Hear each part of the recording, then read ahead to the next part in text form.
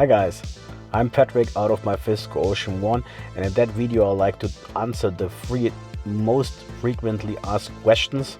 The first question, do I keep the car? The second question, do I keep the channel alive? And the third question, what do I think about the potential takeover rumors which are on the market that TATA, which is Indian corporate, will take over Fisker? So stay tuned and welcome to Gentleman's World. Question number one, do I keep the car? Yes, I keep that car. And I have to say it's very simple said why. Due to the fact that I made massive losses with it already. So as I said in my previous email and on other videos, I paid 75k and roughly the market price at the moment is 25k.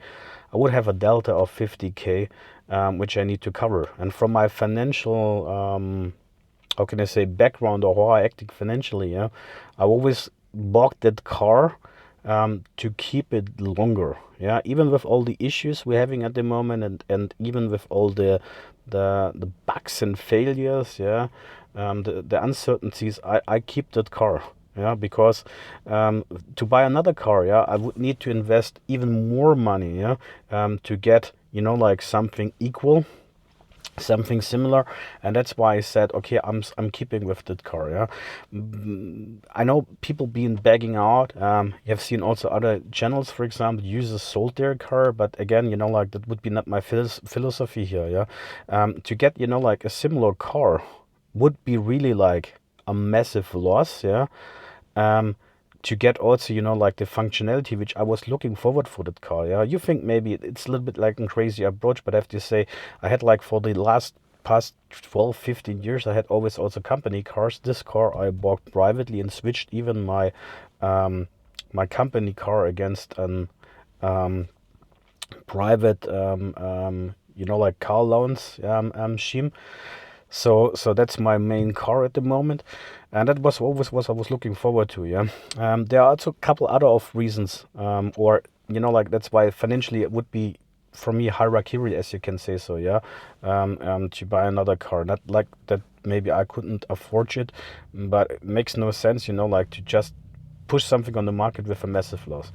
What I'm also very curious about, talking about the topic keeping the car, is well, like the show is not over yet.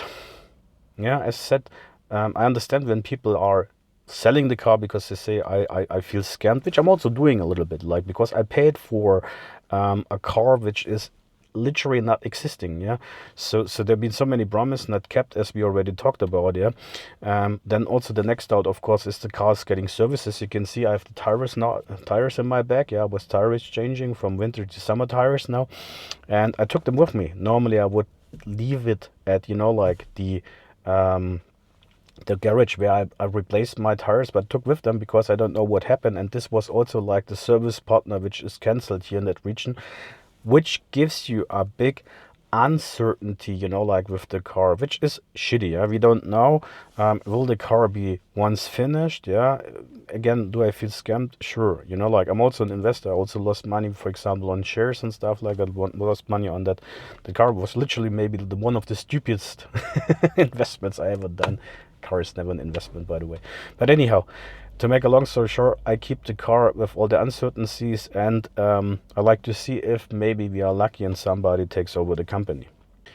Coming to the second question, a lot of people have been asking me, do you keep the channel alive, and do you going to post regularly stuff, because they're seeing now a lot of channels backing out and selling their car and stepping away from Fisker. And I can tell you, yes, I like to keep on going. I don't know how frequently I can do that, because I know a lot of people are sometimes feeling sad that I'm not posting like every second day or something like that. Sometimes there are 2 weeks in between. For me, it's very important, like to deliver content which gives you a value. And if I don't see any value by doing a video, or I don't have fun with doing it, then actually, like just to put something on YouTube that there is literally something there, it's not my philosophy of doing this. Why I'm doing this channel is really like to share my experience. I like to give you a balanced out,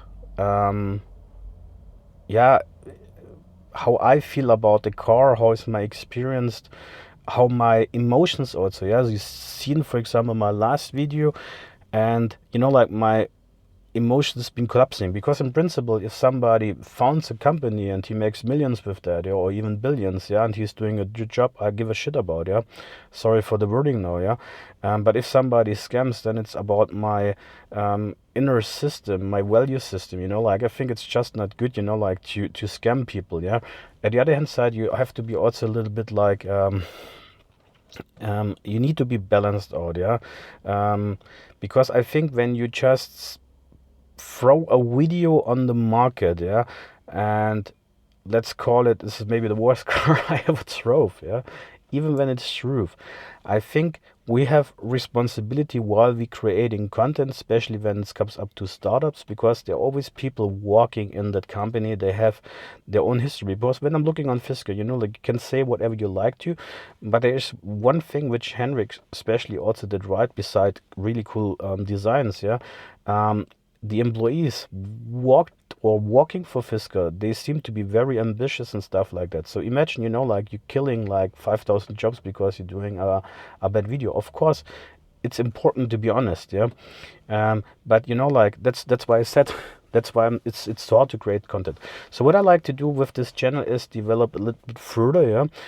Not only take like like updates from Fisker, predominantly what is with the stock or blah blah blah. Stocks I'm anyhow not looking too much into it, honestly speaking, because that's your money and you need to decide what you do with your money. But what I like to do is also, like, for example, I plan a video what this car could be and what is the reality, yeah. But I like to make cinematic pictures with it, yeah. Or I go in a couple of weeks we're going to make a road trip, yeah. So I can report about what is the mileage which we can take with the car. I can show you quite interesting places, because we go to the east of Germany, which I never been. We have also an east coast. We have also access to the sea, and also have a motorbike. And here are really cool area where I'm living. It's close to the Black Forest, yeah. So I can make also show you some cool places there. Maybe also show you a little bit of my motorbike. So this is a little bit like to expand that content here, yeah. What I also love is I love in principle YouTube, yeah. I created with a friend together another channel. It's predominantly in German because this is my mother tongue. It's called Väter reden. This is about the experience how we experience the fatherhood, yeah, because we just got our kids now for a couple of months, and we share how we feeling, how we dealing with that kind of stuff. It's a podcast kind of channel. It's really cool. Also, I would be really pleased if you guys would be passing by from the German speakers. That would be great if you're interested in, yeah. We talk about, like how it is to be a father. That would be cool. It's Väter reden. You see it in the description. So it's cool. So I like YouTube in principle. And for me also, what I have to say is I never thought in my entire life that you can reach so many cool people as you are. You can build up a community. I never have seen social media in this very positive atmosphere, yeah. So that's why I keep on going with YouTube for sure. So this leads me to the third question now. I didn't like to spend too much time on, like if the channel keeps on going and stuff like that.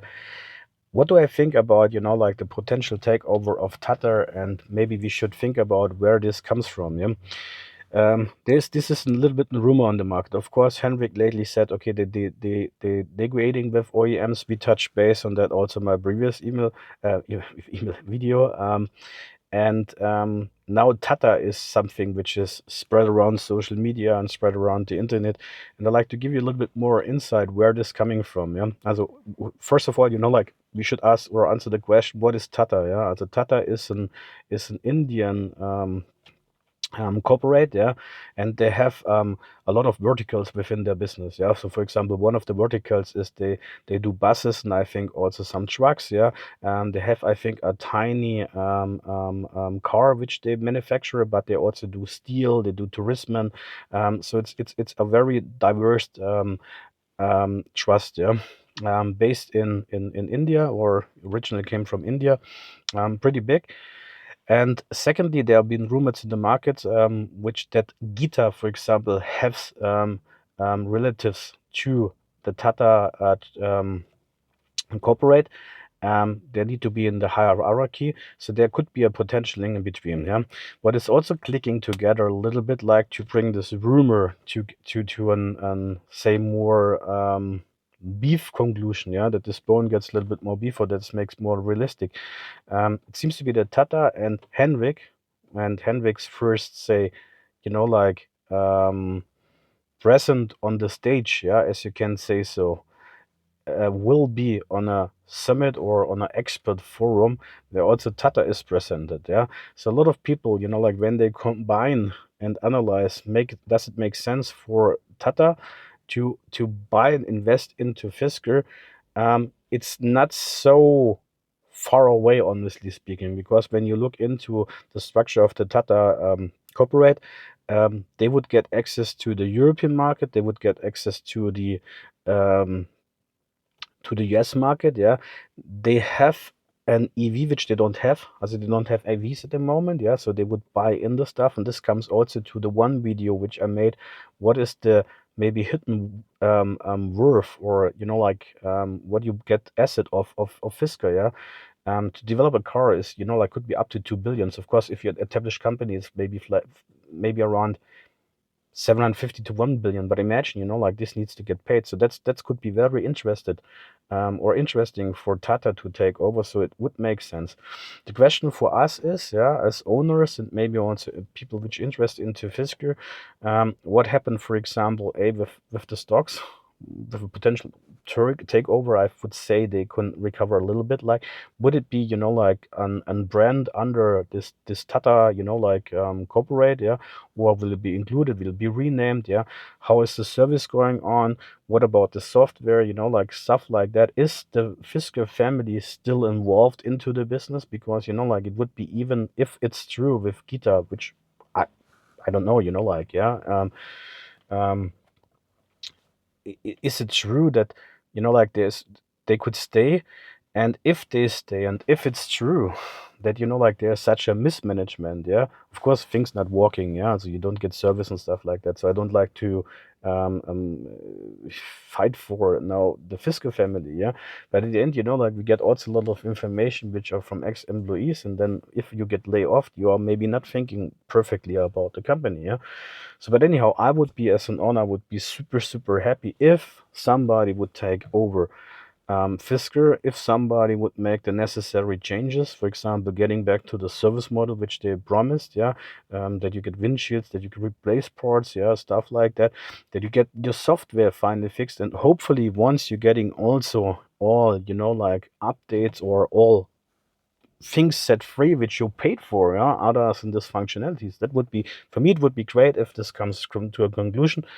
And I think every owner which keeps the car, because I need to say it's still fun to drive, like even when you don't get a big range and stuff like that. And of course, you need to think away or take away all the stuff.